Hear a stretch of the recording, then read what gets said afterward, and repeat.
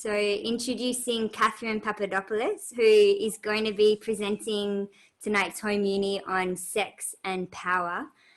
Welcome, Catherine. It's so nice to have you here, and we're very excited to hear what you have to share based on your research, your PhD, and now what you're teaching in at La Trobe Uni.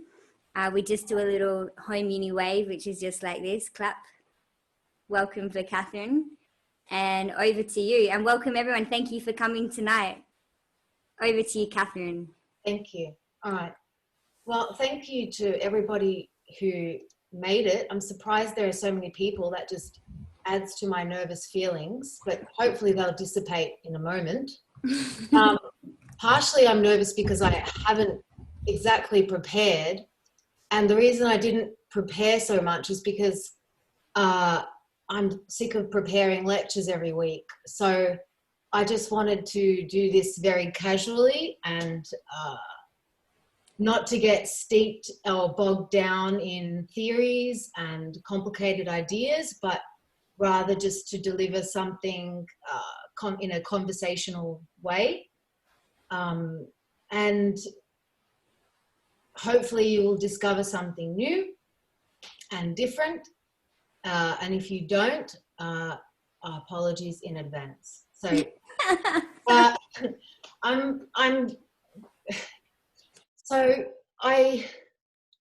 this isn't exactly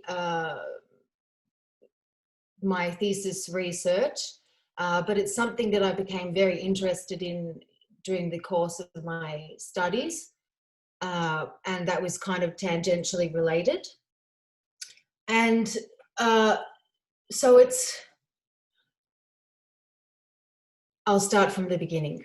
So I'm going to talk to you about the engendering of the categories sex, sexuality, and gender. But I'm going to focus on sexuality. So we take this label, this term, for granted, very much so, sexuality in our society as something that is a given and a stable. I don't know if most of you don't know this, but the term sexuality was an invention of 19th century medical science, of 19th century psychiatrists and sexologists. So before that time, there was no term to describe sexual behaviours. Sexual behaviours before the late 18th century, 19th century, were just things that people did. They were activities or behaviours. There were no real terms for them. But at around the 19th century, the sciences of sexology and psychiatry and criminology began to engender a new language or a new vocabulary for talking about sexual acts and behaviours. So the old way of talking about sex was very crude and obscene. Fucking, asses, cunts, buggery, shitting, pissing. If you do not believe me, just consult 18th, 19th century obscene erotic literature and specifically the Marquis de Sade, and you will find that there are no terms other than these for describing sexual acts and behaviours. But at this time in the 19th century, this kind of crude vocabulary was replaced by sophisticated terminologies derived from the Greek, and also Latin was deployed in order to preserve decorum and decency when describing sexual acts and behaviours. So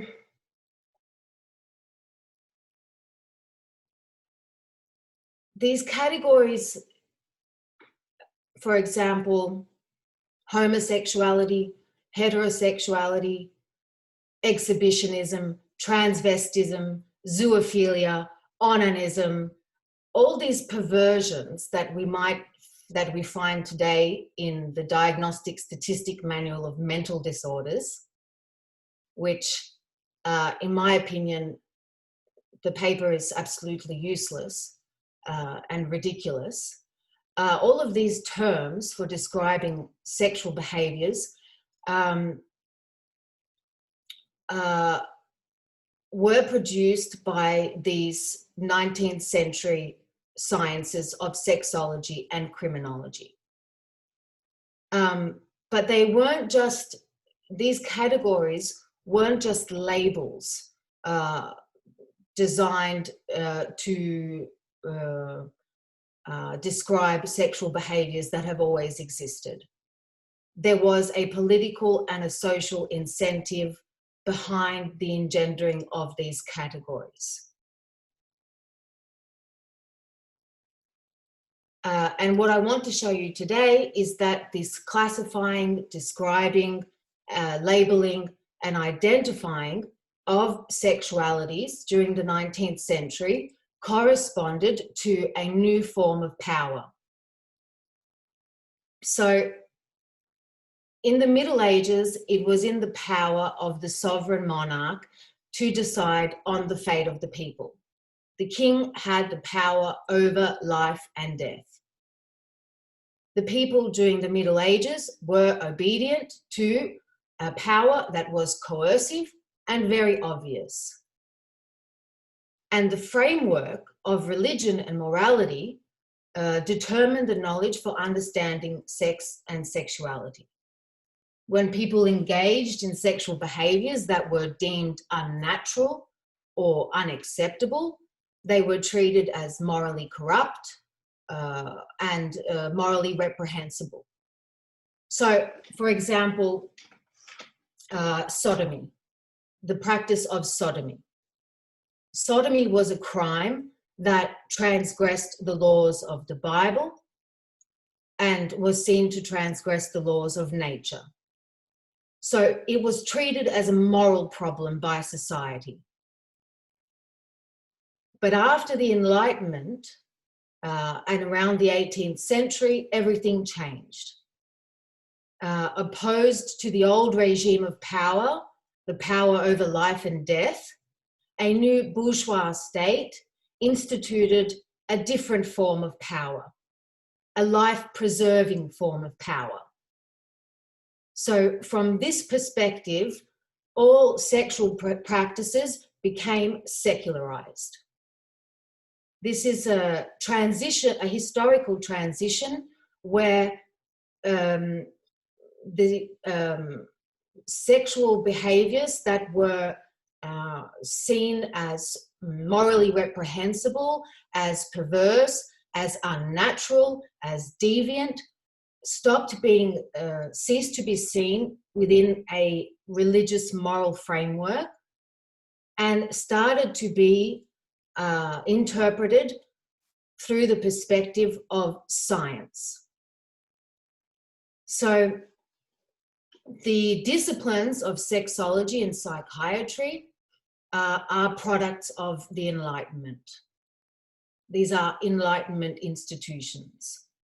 They are products of the transition from moral and religious interferences to a regime or a new regime of power and control that is based on the Enlightenment values of science and reason.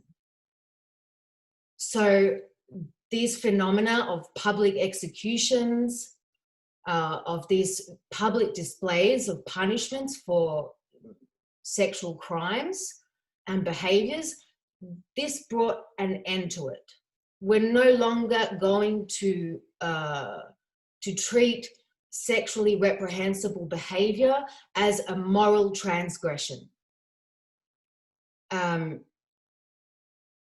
At this time, in the 19th century, the institutions of the Enlightenment that were in alliance with the bourgeois state, with the secular state, these institutions, sexology, criminology, psychiatry, their stated objective was to find an explanation, an anthropological explanation for crime and sex crimes.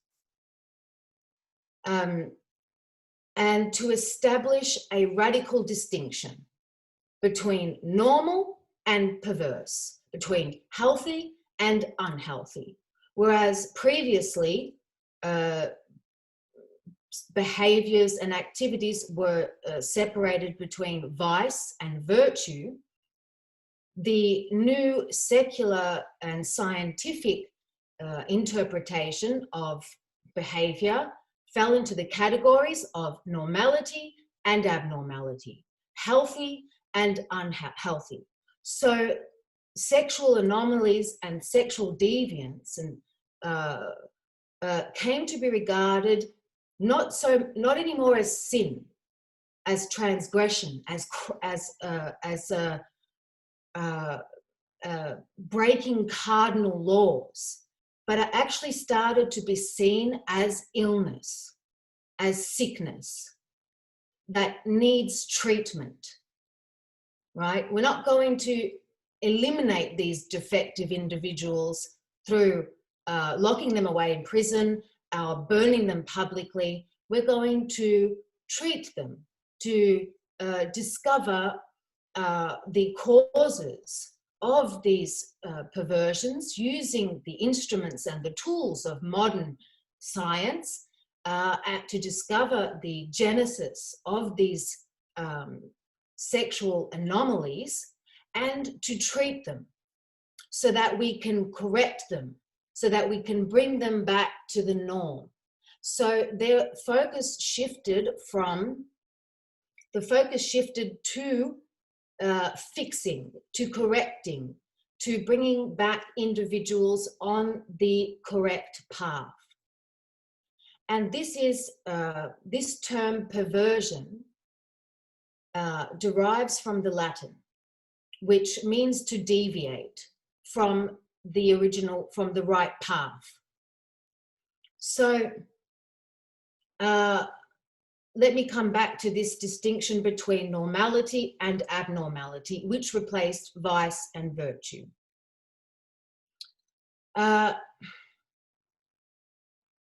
This distinction between so-called normal sexuality that paid due regard to health, to procreation, to restrictions on pleasure, and so-called perverse sexuality that was non-procreative, unproductive, and symbolized excess and death. Really, there is no difference. This replacement of the categories, of the moral categories of vice and virtue with normal and abnormal, in both intention and consequence, was really very much the same thing. But from this point, sexual deviants could no longer be considered just criminals, but also mentally ill, sick people who needed treatment and management. And I should say that these sciences, sexology and psychiatry, at this time in the 19th century were informed by a Darwinian interpretation of nature. So sexual perversion was seen as a regression to a pre-civilized barbaric state. It was seen as a product of a return of barbaric impulses. So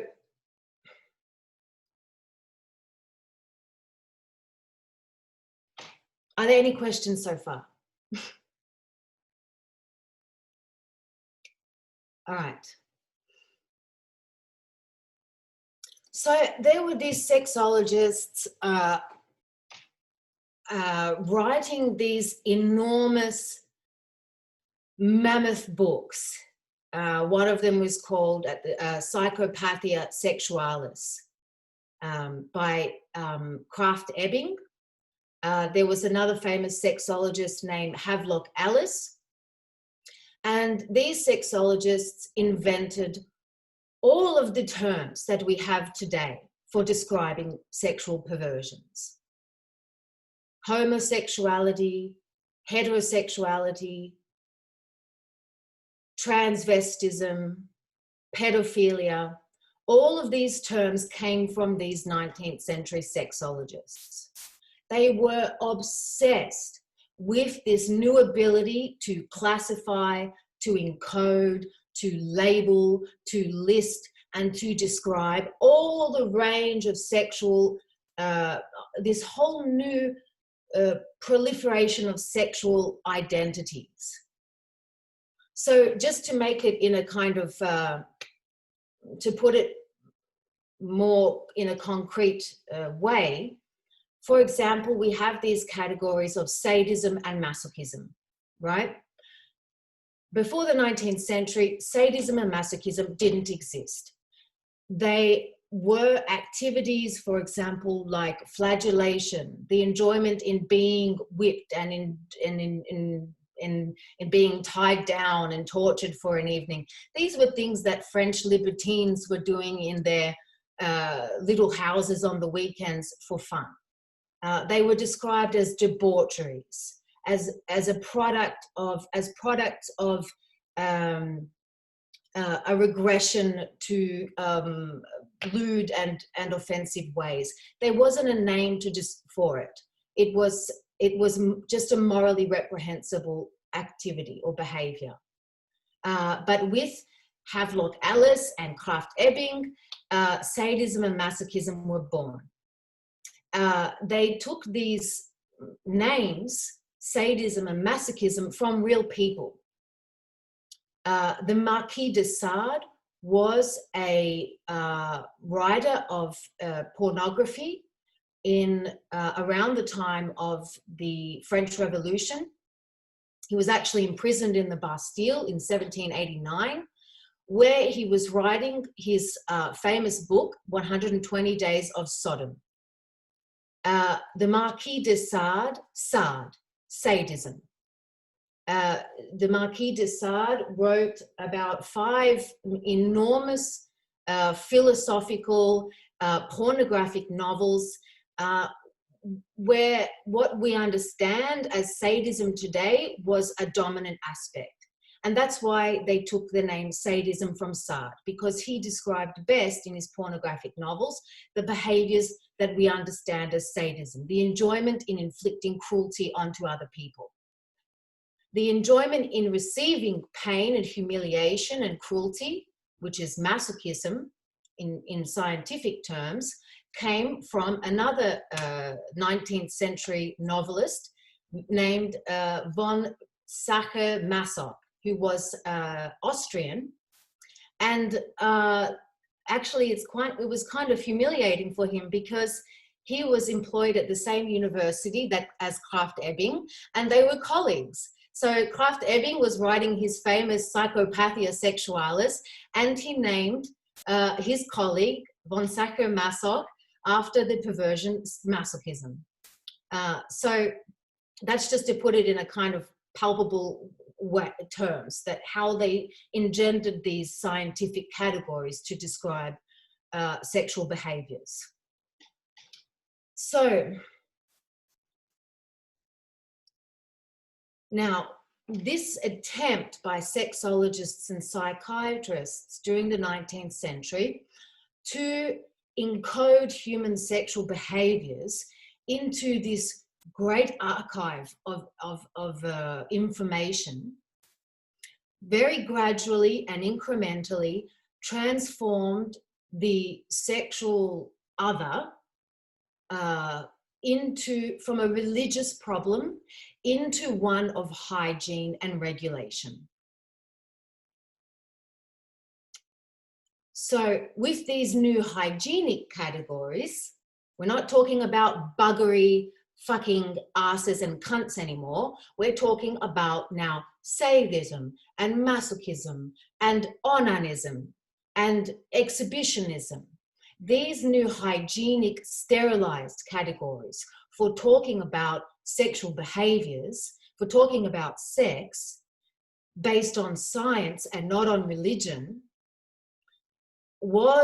is a product of sexologists working in alliance with the state to effectively divide individuals into these categories of normal and abnormal. So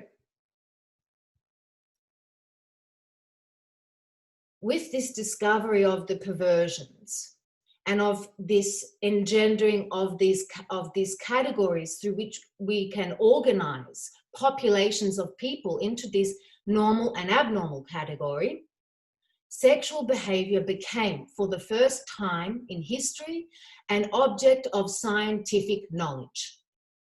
This was the beginning of a science of sex. We are so accustomed and used today to understanding sex in scientific terms, its processes, its functions, anatomical elements, biological processes. This is a product of 19th century science.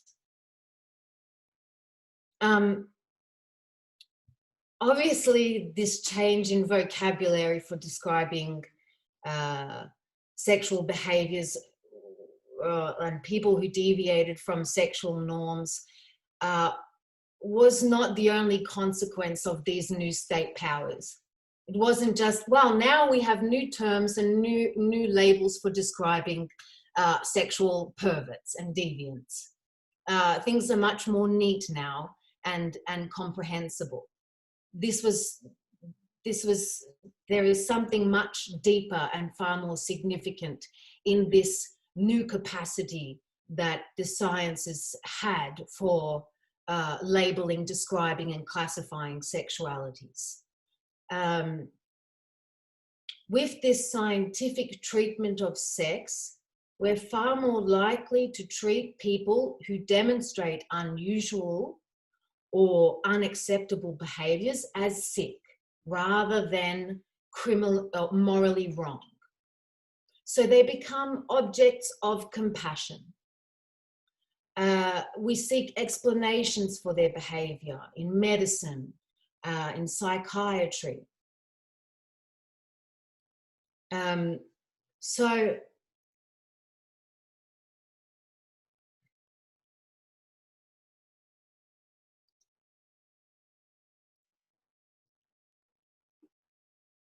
So people who deviated from sexual norms, codes, rules, and laws came to be defined as pathological, as sexually aberrant. And this pathologizing of sexual behaviors attached these people, for example, the homosexual who broke the laws of nature,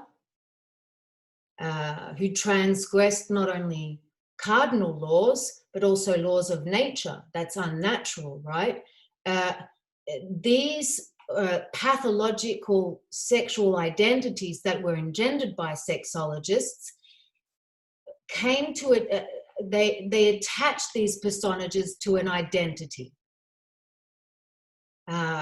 So whereas sexual behaviors didn't have a label or an identity, were not categorized, were not classified. Remember, I said these were just things that people did. It was sexual behavior was something that you do. It's not something that you are. Well, this was the transition. sexual behavior became linked to a label, a pathological one or a normal one, and that became an identity. So if you were, for homosexuals, this new pathological identity, as illness, as sickness, meant that these individuals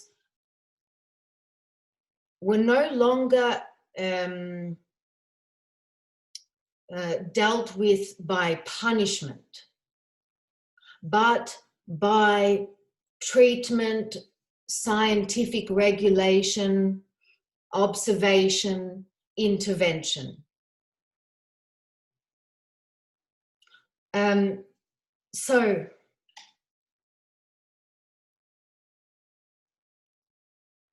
what I'm talking about is the attachment of disease and pathology to atypical sexualities and identities.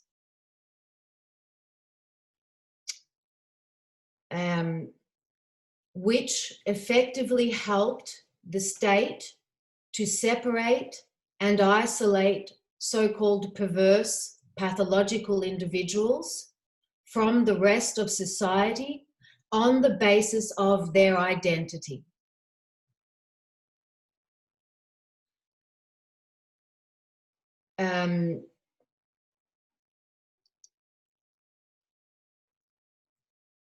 So you see how this category, sexuality and sex,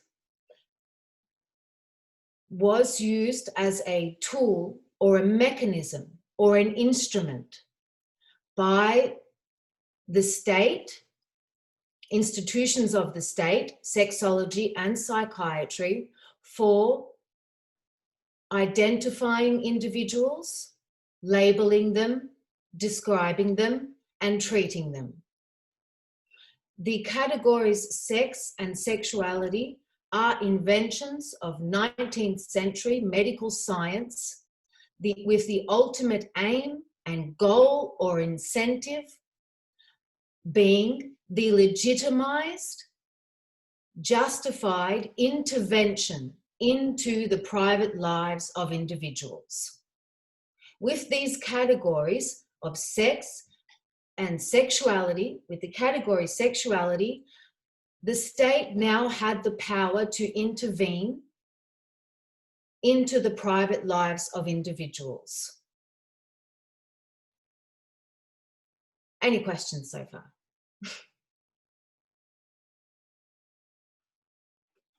Okay.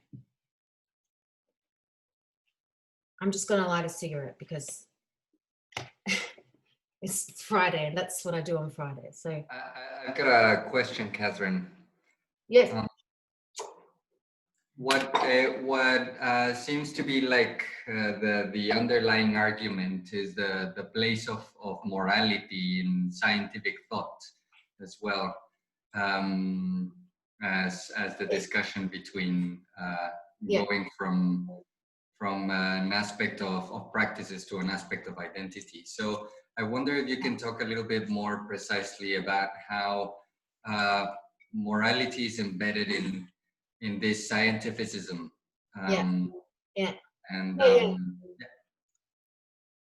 Like I said, the old moral distinction between vice and virtue and its replacement with the new scientific and secular distinction between healthy and unhealthy, normal and abnormal, was effectively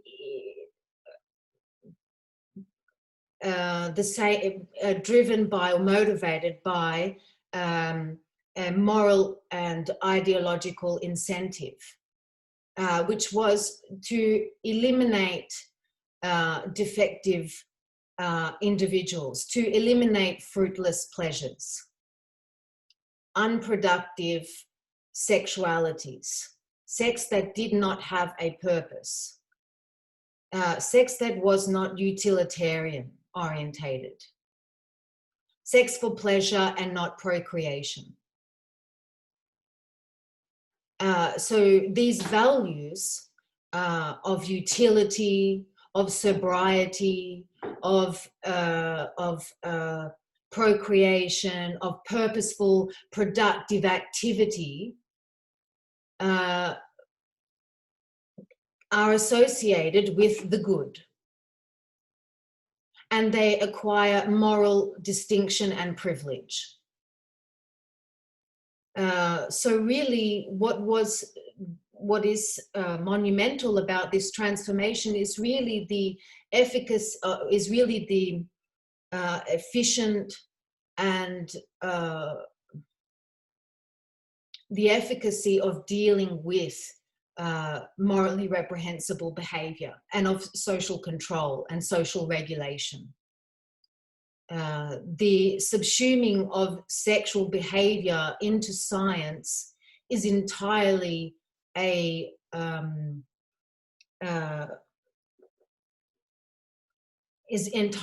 moral and ideological in purpose and intention. The elimination of unproductive and purposeless and non-purposeful sex. Does that answer your question? Can I have a follow-up question? Yes, please. My follow-up question is, how does it go from, say, these categories being installed in a bourgeois society and being at the service of the state and the classification of identities and people, to the appropriation of these categories by people themselves? How does it go so that everyone becomes, say, a policeman of this type of hygienic morality? Yeah, that's a really good question. Thank you for asking it. So, the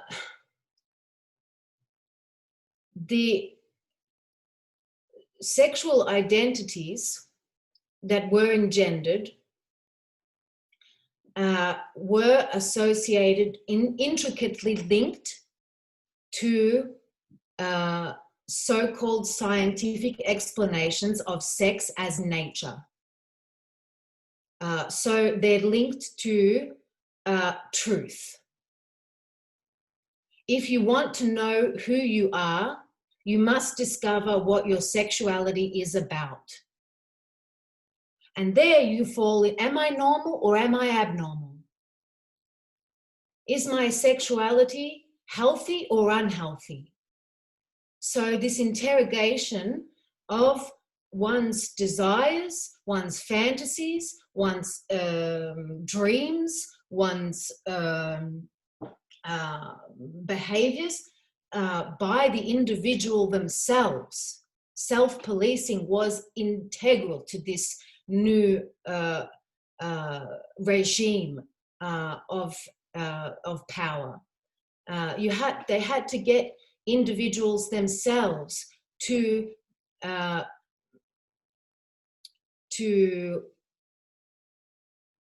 believe that sex is the key to discovering the truth about themselves.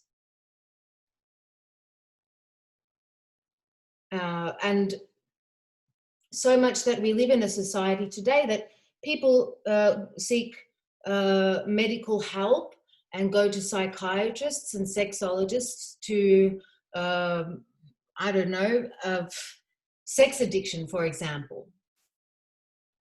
Sex addiction is one of these categories that is relatively recent, that people have come to identify them, their excess of sexual desire with.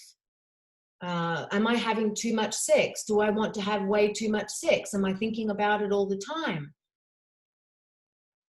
And maybe I have a problem. I should go and see somebody about that. Or is that kind of answering your question? Kind of forgot the other part of it. Yes, thank you. Yeah, so someone's saying something? Yeah?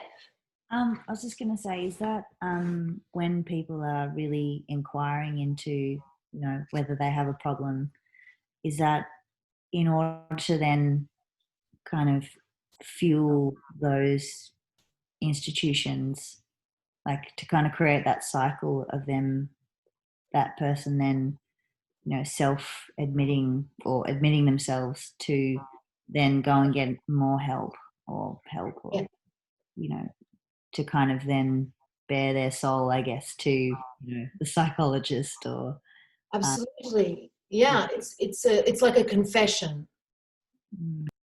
I think that there is something wrong with me. It's not.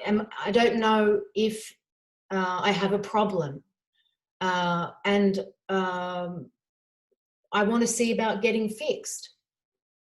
So a necessary part of element is to is to seek help, is to go to the expert or the authority on sexual knowledge and confess one's what one perceives to be a problem to this expert on sex, and to discover solutions to the problem. But it's not always. I can give another example. In people who are born with intersex variations, what was called hermaphrodism or hermaphrodites, and that's an incredibly. It's such a. I think it's 1 in 200 people are born with an intersex variation. It can be chromosomal. So, but often case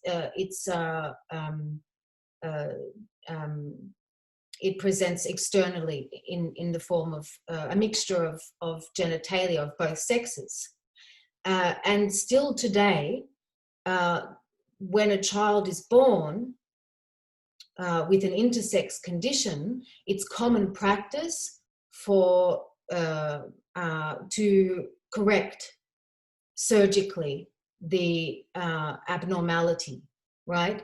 Even though an intersex condition most of the time doesn't need medical intervention. You can live with an intersex variation your entire life and be happy and healthy and live normally. The medical treatment of intersex variations is purely designed with the purpose of bringing back the individual to the two-sex binary, male or female, because we don't want the individual when they get older to be confused or to have problems or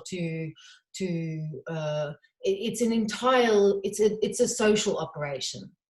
It's not a medical operation. But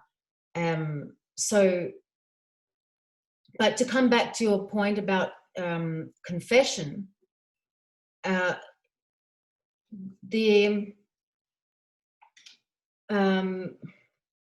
incitement to confess to an authority one's problems is one of these, what the historian Michel Foucault calls one of the technologies used by modern liberal power to attach individuals to these institutions. And Foucault shows historically how the way we confess to psychiatrists, to psychologists, to medical health professionals is actually it's historically related to or rooted to the confession, the pastoral confession in Catholicism. This practice of confessing to a priest one's dreams, one's fantasies, one's desires, all these, interdictions or transgressions that you've committed during the week, this was the contribution that Catholicism made to this regime of power.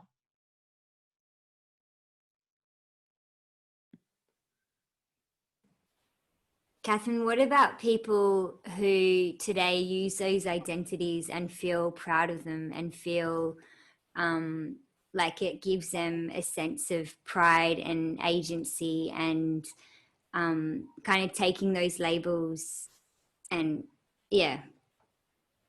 Yeah, in the early days of the gay and lesbian movement, these labels, homosexuality, and gay and lesbian, were essential to the battle, to the struggle to achieve rights, and to gain acceptance. And they were, so it's problematic because on the one hand, it was so essential to the early gay and lesbian movement to, in a sense, kind of defiantly adopt this term homosexuality as pride, gay pride. But on the other hand, these terms are the products of a history of oppression and control and pathology. I mean, at their root, they're pathologies. These were terms that were created to control and oppress homosexuals. But it's common that even feminists, doing slut walks, marching through the street, it's like a readoption, an adoption of these old derisory terms and kind of re-articulating or reformulating them into a proud, defiant,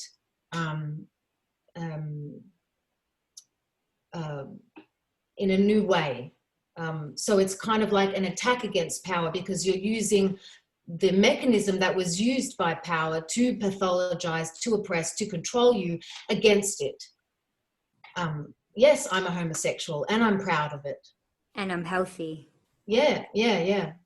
So it was really, actually, these terms were instrumental in the early gay and lesbian movement, but at the same time it's problematic because identity politics in itself is problematic because we should be trying to get away from these terms, from sexuality, from sex, as artificial constructions that bind us to an identity. Somebody has a question? Hi, I have a question. Yes.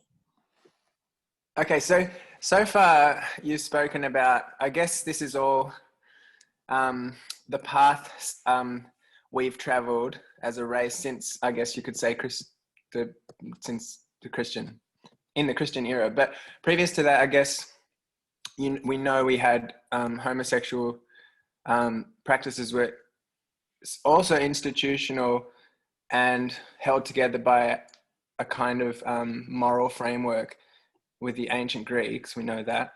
And they had their own, I guess, standards for what was right around that. I think it was after a particular age, you would become the lover rather than the loved. That is to say, the penetrate, like the giver of love, I guess, in a man-to-man relationship. So they had their own moral stances on homosexuality. Same with other cultures, I guess.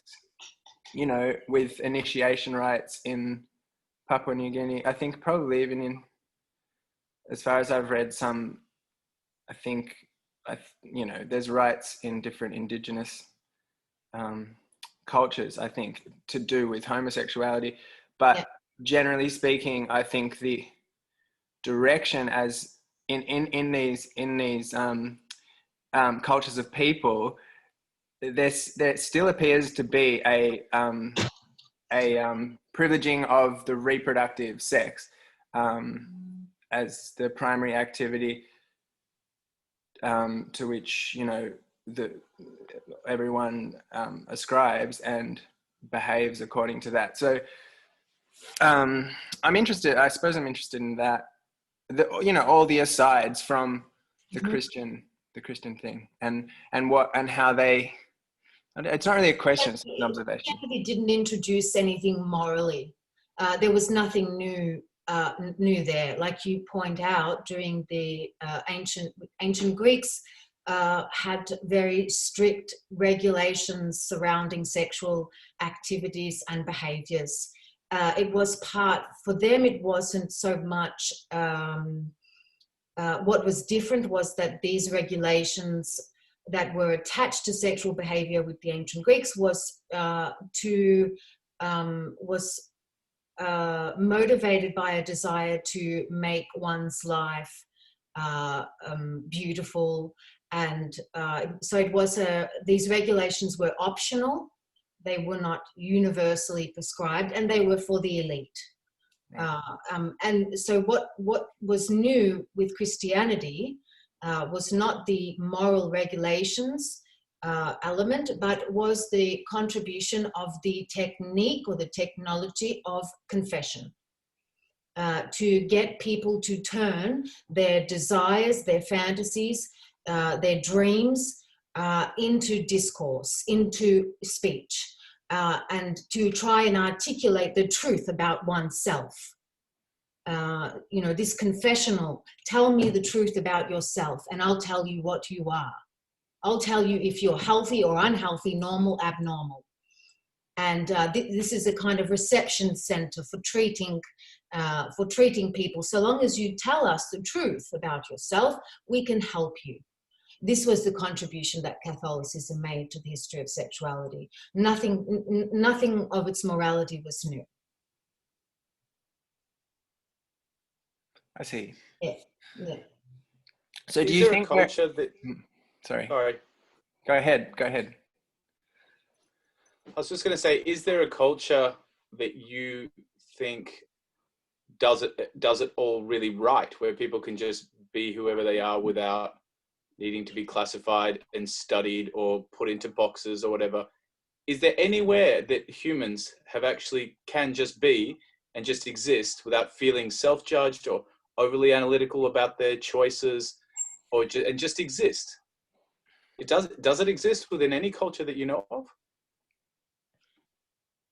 Not that I know of, no, but I'm not an anthropologist. I mean, every culture has its interdictions and regulations and prohibitions and laws and rules that surround sexual behavior. Sexuality is, sex is animals, Alonso says. Thank you. Well, we are animals though, aren't we? Non-human animals. So, no, and let me just make the distinction that this history that I'm speaking about is peculiar to Western societies.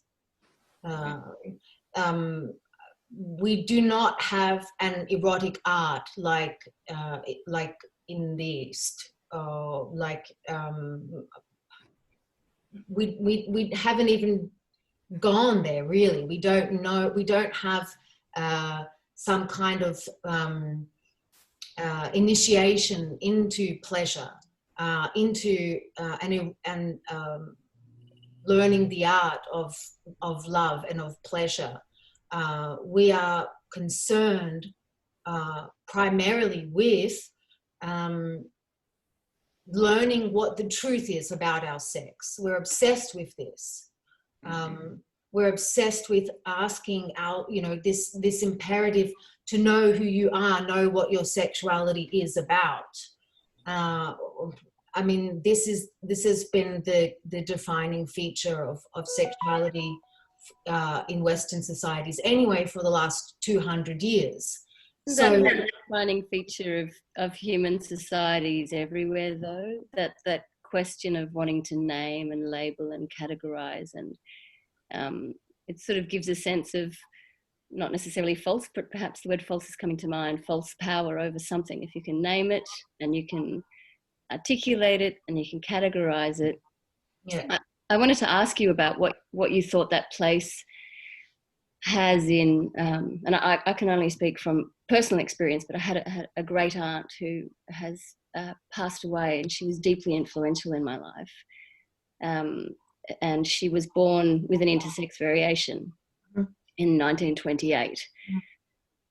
And I've often wondered, and she was incredible. She was raised as a boy and then transitioned or had sort of corrective surgery and lived as an extremely effeminate woman and married, and was very welcomed into society then. The shades of grey were not very acceptable. But once she'd made a decision, and I wondered if you could talk a little bit around that place.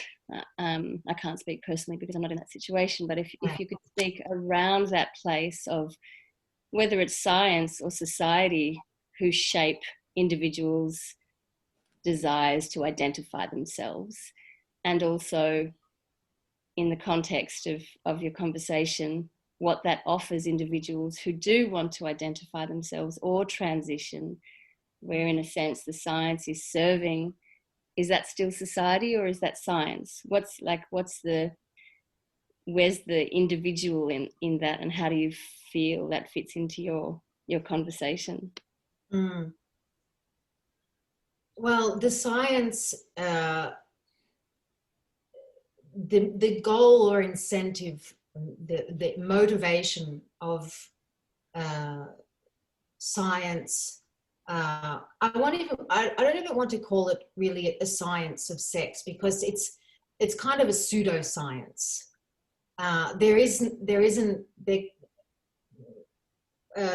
This science of behavior, or this science of sex, is kind of a pseudoscience. It isn't. And any, like I explained before, the categories sex and sexuality are artificial constructions. They're creations that serve to provide the sciences with legitimacy to intervene into the lives of people, and their incentive is to normalize populations of people. And this process of normalization, of turning individuals into normative subjects, and when I say subjects, I mean subjects to power, but let's just say normative subjects, is comprehensive in the sense that we internalize these norms, we live them, we believe them, we practice them. They are in our everyday lives. We voluntarily submit to them, we engage with them voluntarily.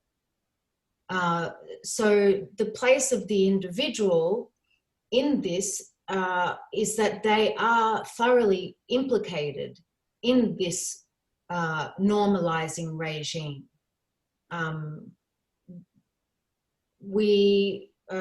Let's move this to the case of intersex people. And this is not my area. My area is sadism and masochism. But what I've read is that most intersex people who have undergone these corrective surgeries to align clearly with one sex is incredibly traumatic. For one, most girls lose most of their sexual feeling. Some of them are incapable of experiencing sexual pleasure. because in the surgeries, they suffer extreme nerve damage.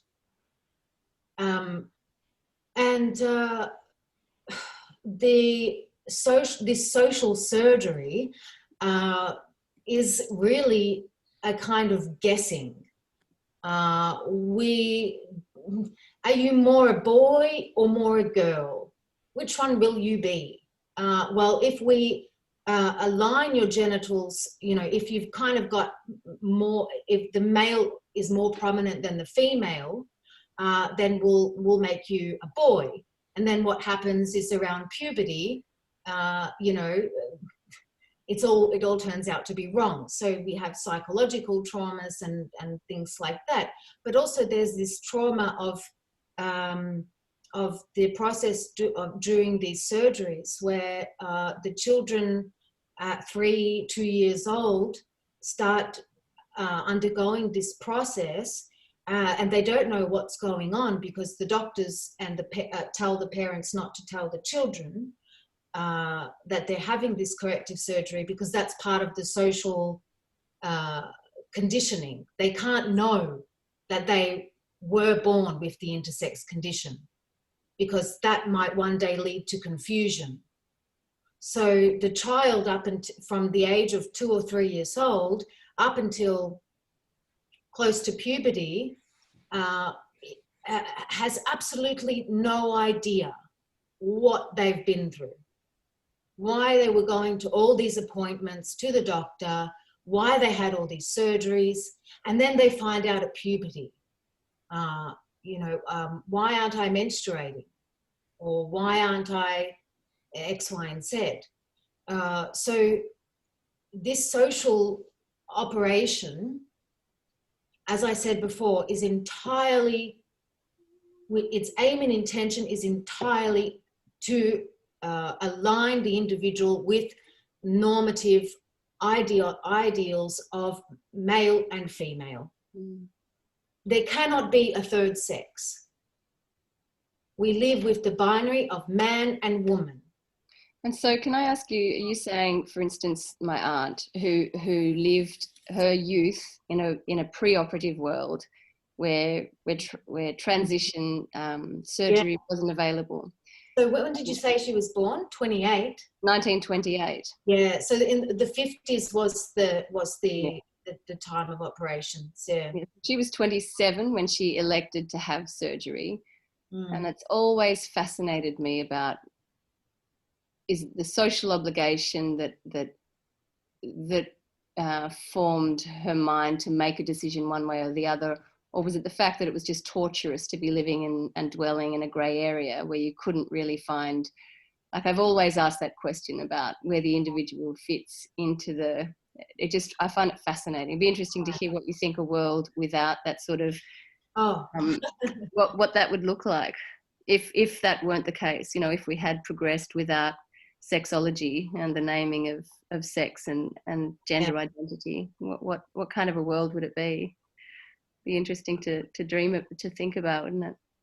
Yes, yeah, indeed. Well, I mean, we are capable of I mean, if we think about it, of like sex as like a spectrum of immense variation, of immense possibilities of what can be and what we live with, these dualisms and binary categories that we cherish, almost sanctify these cherished dualisms. You know, you're either homosexual or heterosexual, masculine, feminine, and whatever steps outside of these cherished dualisms is kind of it's perceived as like a threat, a violation. It's culturally unintelligible. It creates confusion. Well, how do we deal with this now? I know the world is changing and things are evolving, but we're still really deeply entrenched in a two-sex binary. We're still very deeply entrenched. We're actually more so now than ever deeply entrenched in the idea that one's sexuality is a key aspect or element of one's identity, of your identity. To know who I am, I need to know what my sexuality is about. For this historian Michel Foucault, who spent his life researching and interrogating the history of sexuality in Western society, this imperative to discovering the truth about one's sexuality is what we need to get away from. And that would bring us closer to the kind of sexual freedom that you're thinking about. What would it be like? Well, we've got to get away from sex. We've got to get away from sexuality. We've got to get away from identity. And that will start to liberate possibilities.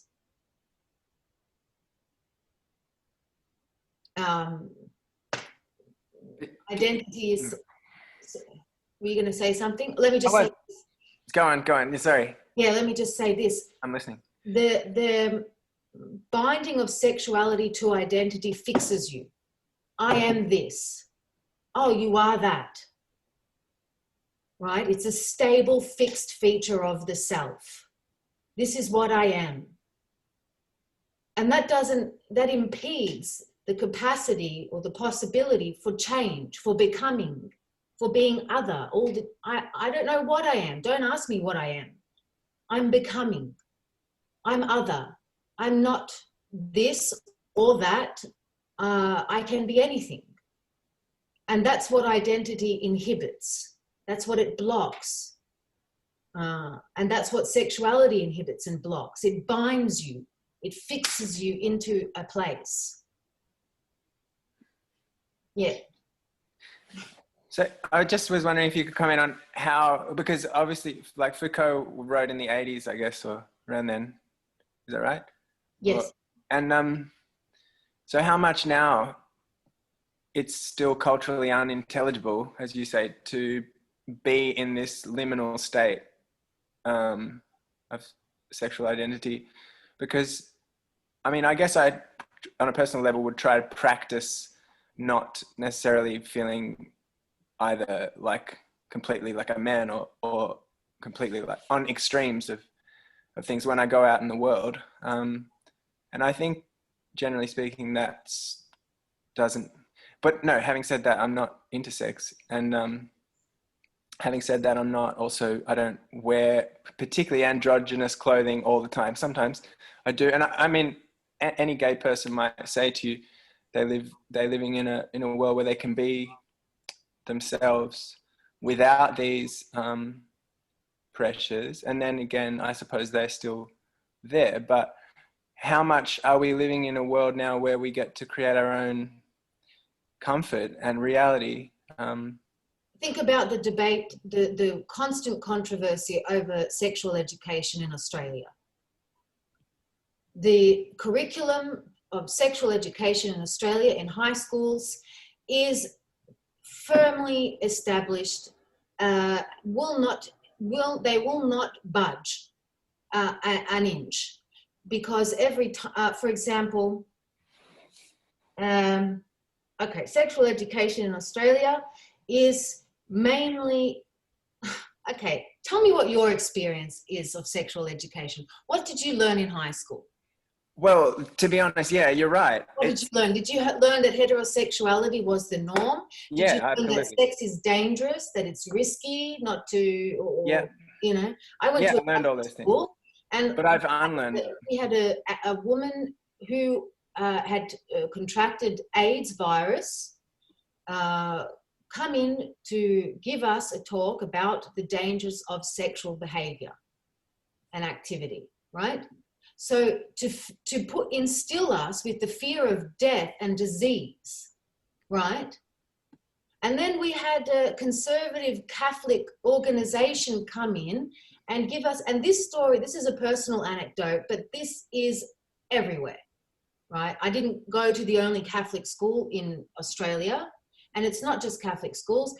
We had a woman showing us the detrimental effects of having too many sexual partners, and she did this by sticking two pieces of paper together and ripping them apart and showing us that, see, this is what happens. You cheapen and rub off on the other person when you have sex with too many multiple sexual partners, when you have multiple sexual partners, right? This is sex education in Australia, and I'm not exaggerating. It's not just in the domain of sexual education, but I can talk forever if I give examples. So at an institutional level, we're super conservative and very far behind other parts of the world.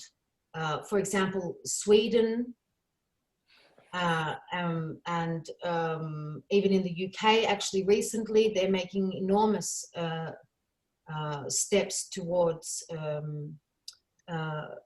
redefining the school curriculum. But that's only after years and years and years of controversy and debate. Anyway, yeah. Any other questions? I've just got a question on that, Catherine, because well, one about identity. So Daki, if you can't really see me. One about identity being something that holds us and pins us, and we're stuck with. Because this is just my personal feel that I grab on and use identity, but it's utterly fluid, and I use it one moment to the next and say I'm this and I'm that, and I use it, and it's I'm not stuck in that, I feel, The other thing that I wonder about is about sex education.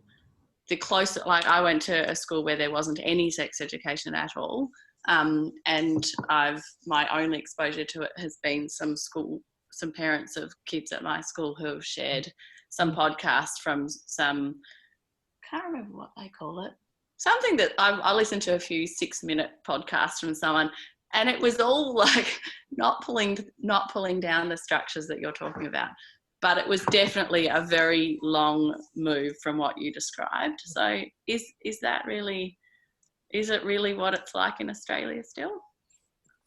Predominantly, yeah. But what school do your kids go to? They go to Collingwood College. Yeah. So like a relatively progressive inner city school, and a parent there going, here's something from, I mean, this isn't at the school, this is just parents going, this is some podcast made by some person who is I don't know if it's Australian or not. I feel like working with teenagers in quite a few high schools that, and sometimes from a whole group in an area, that there definitely is a feel like of more acceptance of diversity within sexuality. And I know sometimes we have we get 5 students from the public school, 5 students from the Christian school, 5, from all over working in one shire. And the Christian school usually is very, very upset if we talk about things like this in the course. But beyond that, there is definitely a feeling of, like the kids like, of course you can be many things. And we love this person who identifies as this, or like there's a self-identification and a sense of being okay, of being healthy in that. I feel more and more. But then on the other hand, there is a lot more suicides, and within those groups of people who do feel different or feel like they don't belong in a certain, I think belonging, that sense of belonging is a huge thing. And it's interesting, like I think identities can sometimes help us belong and feel like we're a part of a group. And so, maybe that's it's a bit ambiguous as to like taking away all identity, but yeah, keeping that fluidity. Mm.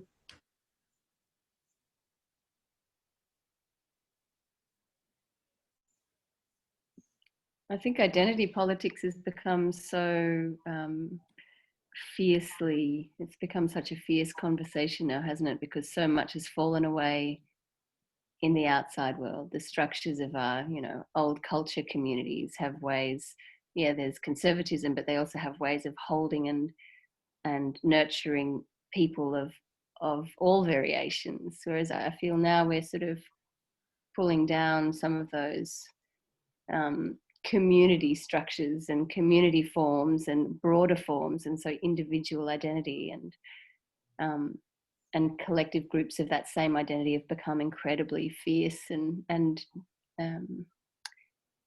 very important, haven't they? In a way, I am this, and therefore I belong here. Yeah.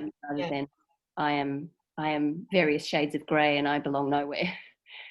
That yeah, that something is better than nothing, and I guess it's a sort of transition. We're going through a transition ourselves, aren't we?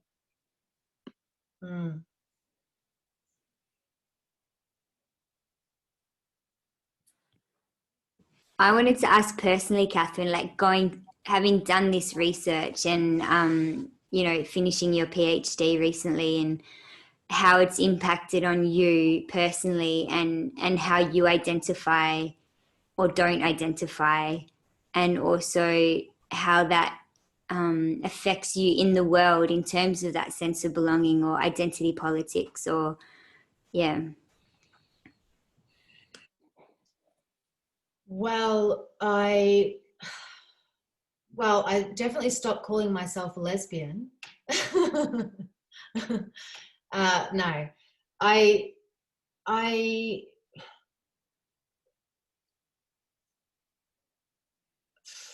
for me, the process of doing this research, at a personal level, I mean, the things that I discovered just made me feel, made me aware of the structures that I wasn't, that were opaque to me, and the assumptions that I lived with about sexuality, about gender, and about identity. I'm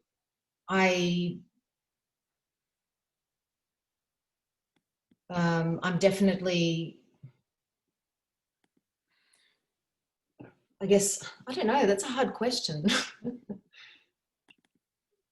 I guess it pulled apart a lot of the uncritical assumptions that I had about society that we live in, and about being a subject to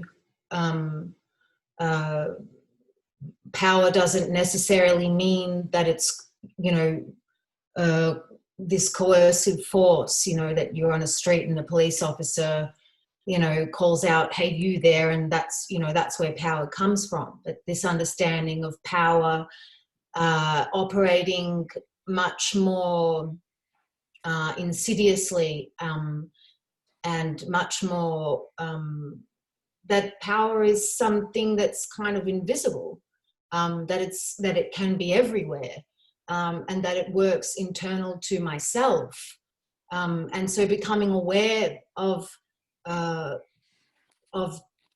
that made me change the way it changed me. It changed me in ways that it's difficult to articulate in one single sentence, but I think this awareness of power as a kind of something that saturates and that determines the way you relate to yourself and the way you relate to other people on an everyday level was enormous for me. Yeah. Did you feel, when you stopped identifying as a lesbian, did you feel like more healthy? Or was there a change in, you know, like, because you're talking about, you know, that sense of normality or abnormality, did it affect the way you internally felt by getting rid of that label or that identity?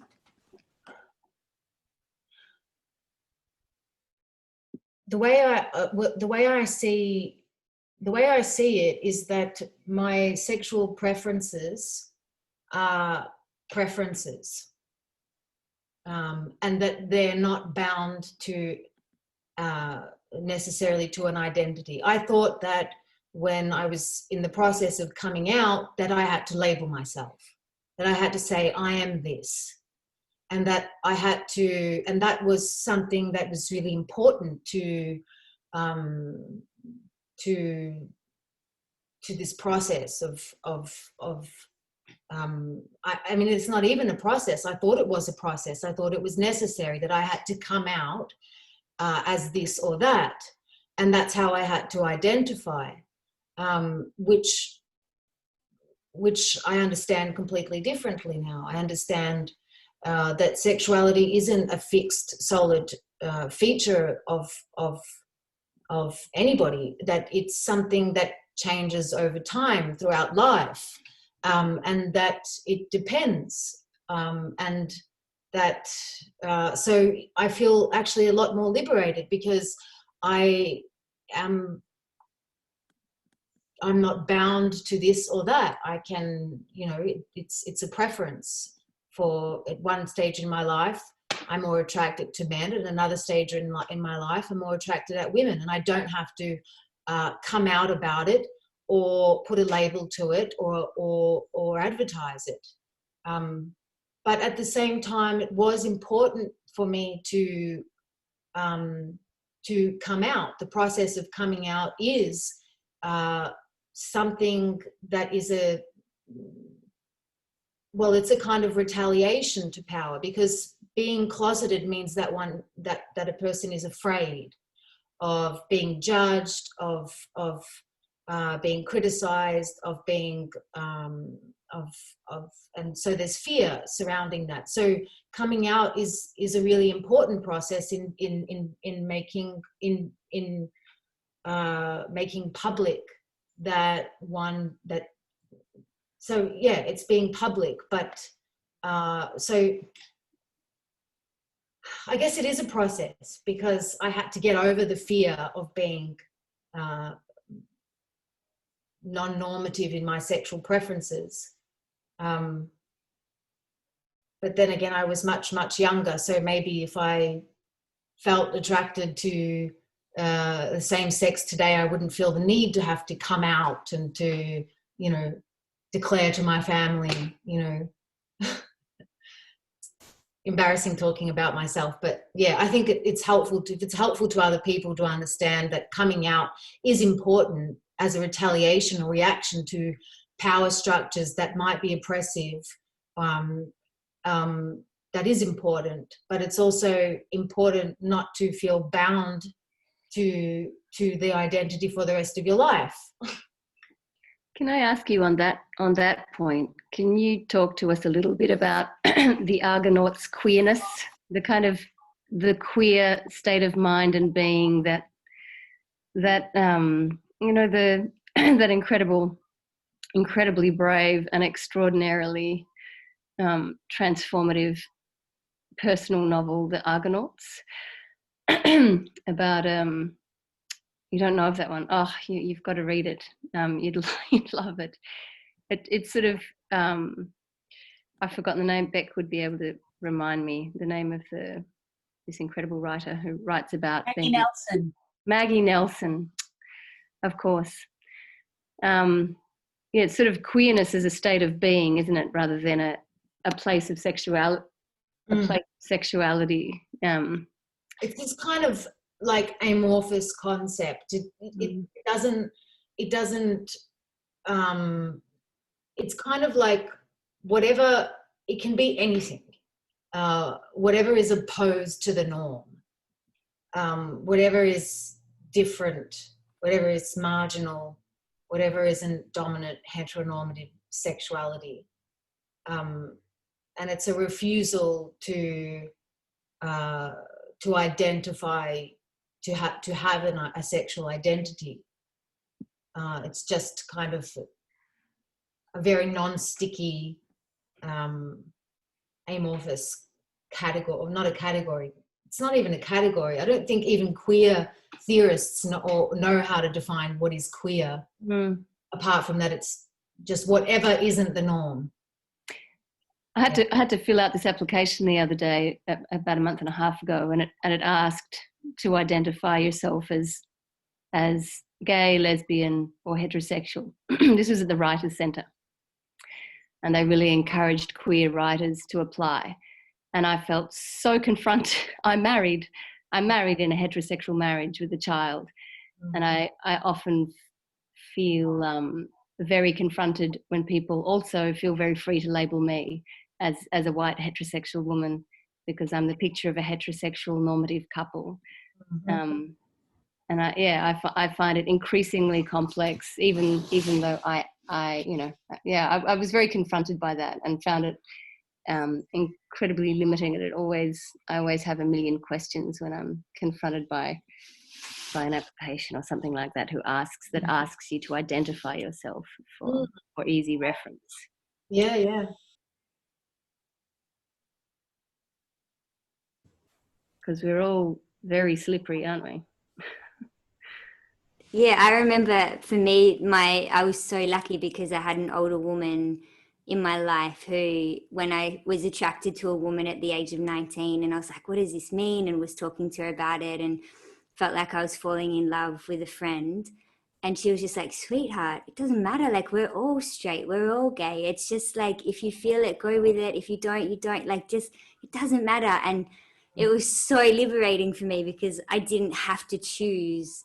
I could just enjoy relationships and enjoy being. And I think what you said about a state of being, or like, in that moment or whatever moment you are in, I feel, listening to this talk, I feel very grateful for that mental. Yeah. Well, it was in 1921 that Sigmund Freud hypothesized that human beings are polymorphously perverse, that we are capable of anything. And I mean, and this was contemporaneous with these sexologists who were listing and describing perversions as a technique, as a method for separating people into normal and pathological or perverse. So, well, you know, this is the norm, and whatever deviates from the norm is a mistake, is an error. Where Freud hypothesized that we are all perverse, that we all have the capacity to desire whatever range of sexual possibilities there are, and that it's a product of socialization, that our sexual drives are channeled to reproductive, genitally focused sexuality. This is entirely a process of, you know, this gearing of the sexual drives to this object of the opposite sex with the purpose of reproduction is the product of social intervention. Left to our own devices, it would be a very different story. So I mean, I think that there are so many papers and articles and books coming out that think themselves to be very revolutionary and progressive, but I think that Freud really hasn't been superseded in that area. Catherine, I want to ask, from what you've learned and your own experience, how you would recommend Edwin and I raise our 3 children. Oh no, don't ask me. No pressure. Super interested. Yeah. Well, I mean, that's a very general question. Do you mean like in terms of like, you know, sex and sexuality and sexual education? I'm interested in however you feel like taking it, in the same way you're saying free flow anything. I can't answer that because that would just be an opinion. Like Meat and 3 veg. yeah, it would just be an opinion. I can't answer that, Maria. I'd feel that yeah. responsibility. But I mean, look, just not to be pressured into any kind of conformity, even to the conformity of the current identity politics. You know, I have to be something. You know, I don't know what I am. It doesn't matter so long as that I'm something. You know, and this need. I mean, I'm speaking a bit more philosophically now, but I think that there's this kind of really pervasive feeling that it's better to be a certain nothing than an uncertain something. So this attachment, this grasping onto identity, I'm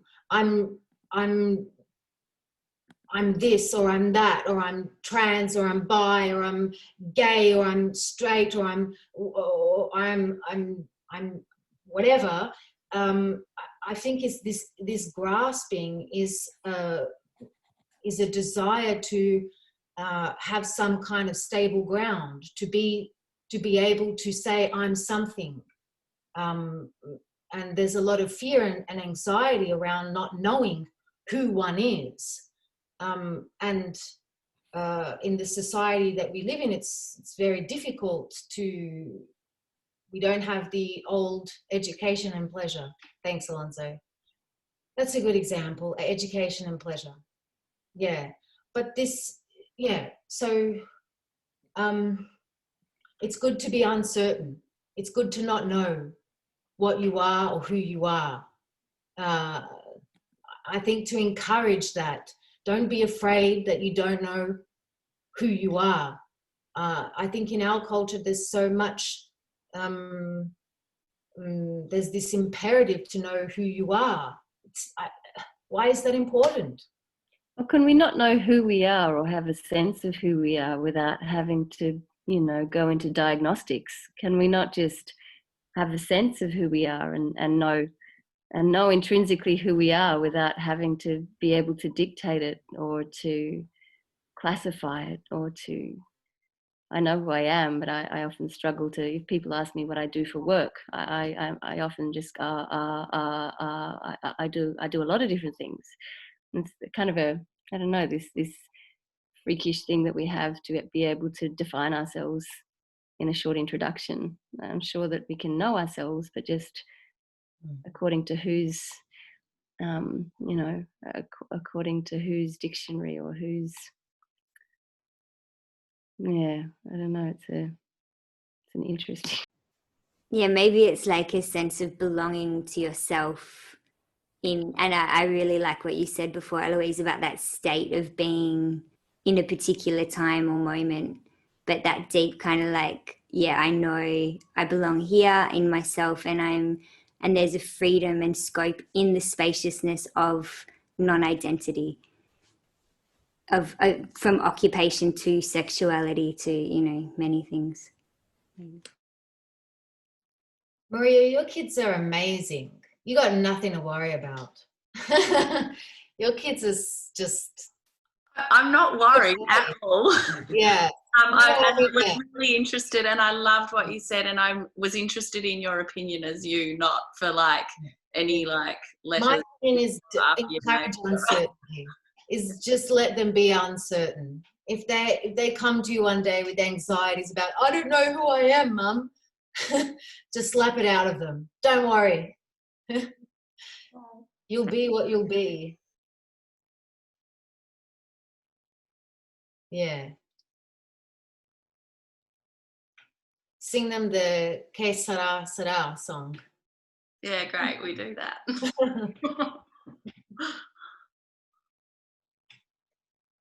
Yeah. So, okay,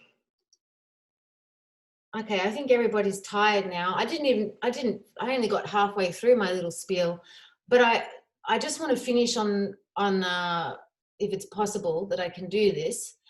I just want to make the point that this sterilizing or making hygienic sex and sexuality had the effect of depriving it of its transgressive quality. That sexually deviant people no longer had the power to disrupt social norms, codes, rules, behaviors, and laws. When they became transformed from breaking laws and rules and norms and codes into mentally ill, sick, unhealthy, it sucked out, it deprived them of the quality of the capacity to breach, to violate, to break laws and rules and codes. So this shift from punishment to correction and treatment was far more exacting and far more efficient in the normalization of society, where the criminal is sick and we need to be treat them with compassion and humanely as ill and requiring treatment. They lost their capacity to breach the social order in a way that disrupted it and violated it in a sense. And that was actually really what my PhD thesis was about. It was about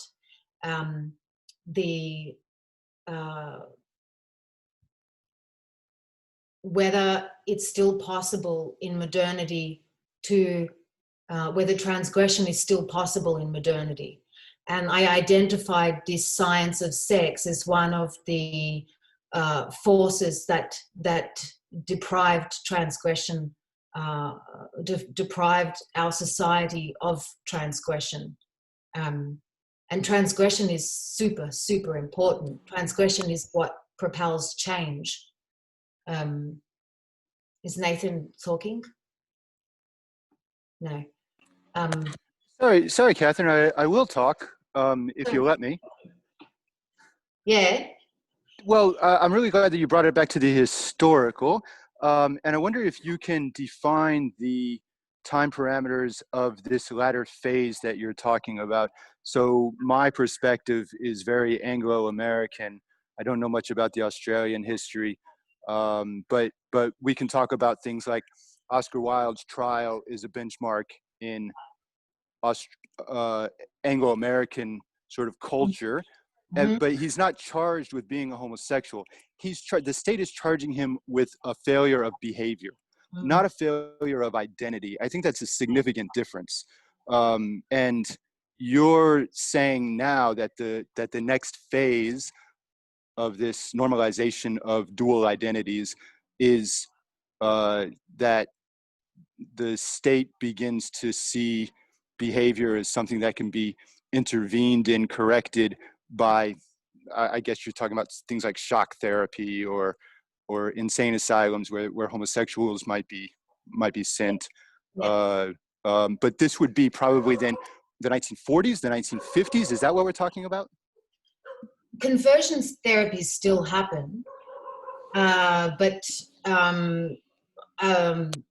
okay, yeah, definitely the 1950s 1960s that was super common.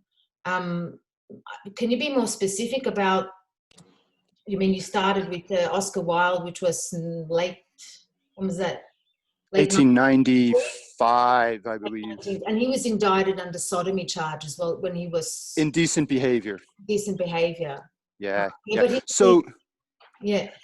So the reason why I want to bring this back into a historical context is to discuss your question about transgression.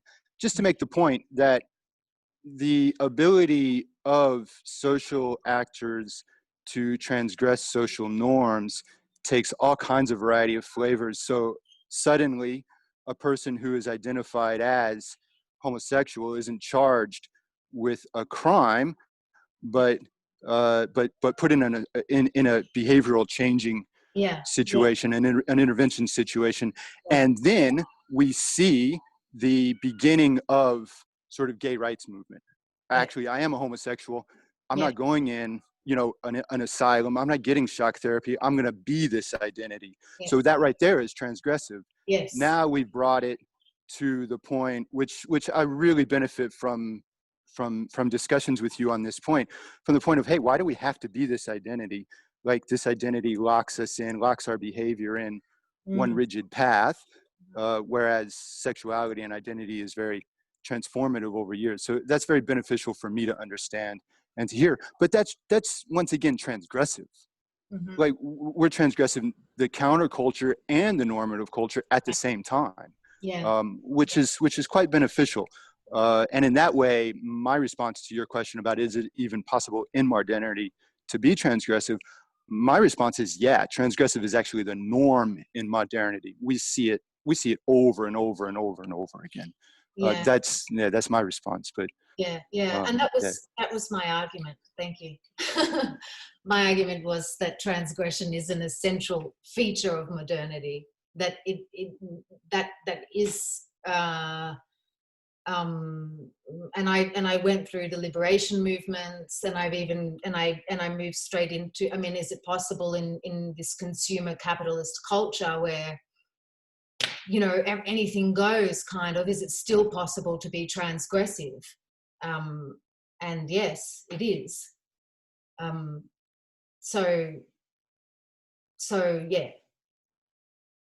Thank you for answering your own question. Yeah, I guess I didn't really have a question, just sort of a comment and a statement of beneficence. There are cultures out there where sexual identity has been more loose. I think about Japanese culture. Yuki can talk to that. I was just discussing with Peter, who's very, very familiar with Japanese culture, and he agrees sexual identity is not as restricted in Japanese culture as it is in other cultures. Neither is sexuality in Thai culture. Interestingly enough, both of those cultures were not colonized by Western powers. That's a very, very interesting sort of historical connection between sexual normative behavior, taboos, and colonization. So, yeah. Sorry, look, I'm gonna still be listening, but I've got to eat. It's getting dinner time here. But thank you so much, Catherine, and nice to see everybody. Hope you guys have a very, very pleasant weekend in Melbourne. I hope you have some beautiful weather. Enjoy your dinner. Yeah, thank you very much. I'm getting some Indian food. Bye-bye. Well, that might be a good note. So, Catherine, when we, for the end of Home Unis, we just say what we go around and say what we got from this talk, what we're going to take away from it. So I will start with John and Yuki. You can go first. Well, I'm very relieved that I can be anything that I like, and that I don't have to label myself, and that I can revel in my uncertainty. So thank you for giving me all that freedom, Catherine. And it was such a pleasure to hear your talk and try and go a part way into your incredibly complex and fabulously articulate mind. So I really enjoyed it. Thank you. Thank you. Thank you. I found the story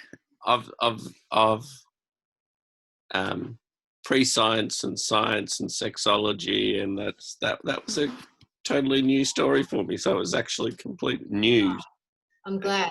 Thank you. Really worth knowing and considering and thinking about, and especially because I'm so interested in Freud and psychoanalysis and studying that at the moment. This is a lovely little prehistory of that, and I so much agree with your comments that like I just keep reading Freud and thinking, oh my God, he said this in 1919. Look, this is extraordinary. Everybody needs to know this now. And yeah. And now we can understand why he was barred from the psychoanalytic community. Yeah. Totally barred. And in the Anglo-American context, even today, he's practically ignored. Yeah. Anything that doesn't, fall within, forget death drive, forget polymorphous perversity, forget, so they're really selective with what of Freud they take. Anyway, we should have more conversations about sexology and Freud later. Yeah, totally. Anyway, thanks, Catherine, and thanks, Rach, for organising. So we got a chance finally to hear it. Really good. Cool. Carl, are you there, Carl, in the dark? Yes, I am. Thank you. Thank you very much, Catherine, and also Rachel for facilitating. Having never really resonated strongly with any particular gender identity, yes, it was both enlightening and affirmative to the idea that, well, I guess if I look at my son, who displays quite a lot of boyish behaviours as far as traditional gender stuff goes, but everything about his heart and mind is as amorphous as it helps me to notice probably everybody's is at heart and at the core. And so it's interesting watching the difference between him in a world of peers and him as an individual, and I guess I'm feeling hopeful, but would like to see more confidence in the way the world can view everyone in it, really with the sense of potential rather than identity.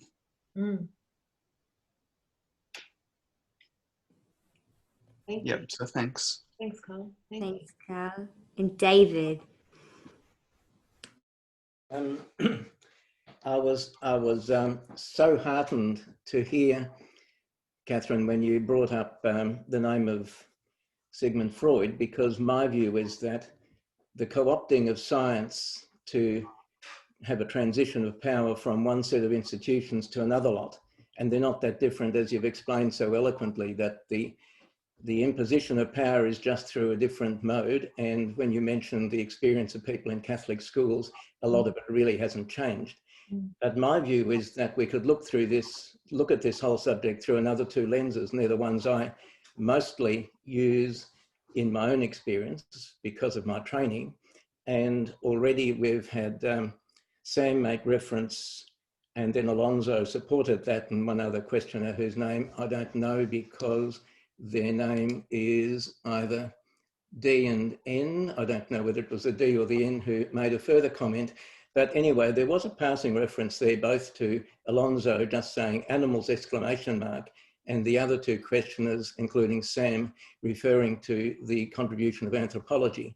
My view is that the co-opting of science is quite fraudulent, and that in reality, when you take the scientific aspects of animal behaviour, observation of our own species through the lens of the more scientific aspects of anthropology, which has many different sub-branches, the overriding experience that we have of both animals and our own species is of the the extraordinary diversity along great spectrums of opportunity and possibility, which we only have to go to yet another not fully colonized culture in the Polynesian region, where they have the Whawhawhia. I think that's the name of the third gender. And there are many other examples, not just the ancient Greeks, the Romans themselves, and many others, where additional genders are accepted, acknowledged, and different experiences through life are the norm.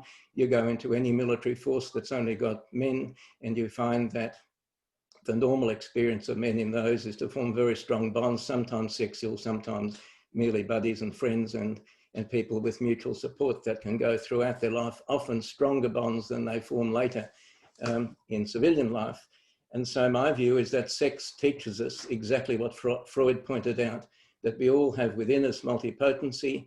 And I think that the comments that many people tonight have said, including Carl just now with Daniel, his son, and other people's observations, support my view that science would give us an entirely different mind-opening experience of sex, sexuality, gender, and leave behind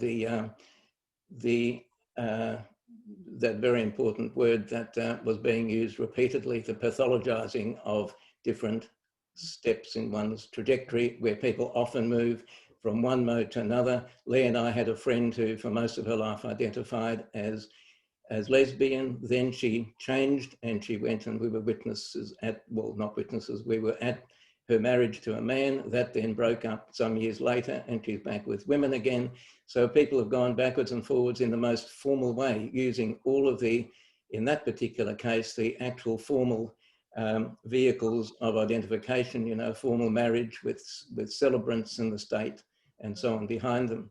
So I was just delighted to hear that reference to Sigmund Freud's eternal insights. And they're in many ways, despite the fact that he's often viewed as not particularly scientific, I think that they're more scientifically based and demonstrated by the fields of animal behavior and various sub-branches of anthropology. Mm. So thank you very much, Catherine. Thank you, David. Thank you. Beautifully put. Dan and Nikki. Hi. I guess I'm thinking about being a mother at the moment, and a mother of two young girls entering their teenage years, and thinking about how much information that they receive through the internet, through their friends, through their teachers.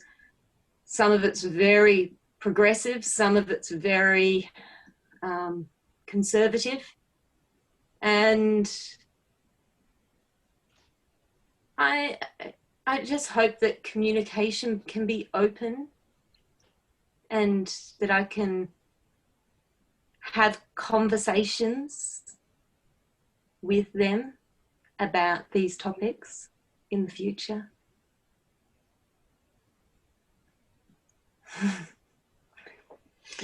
Thanks.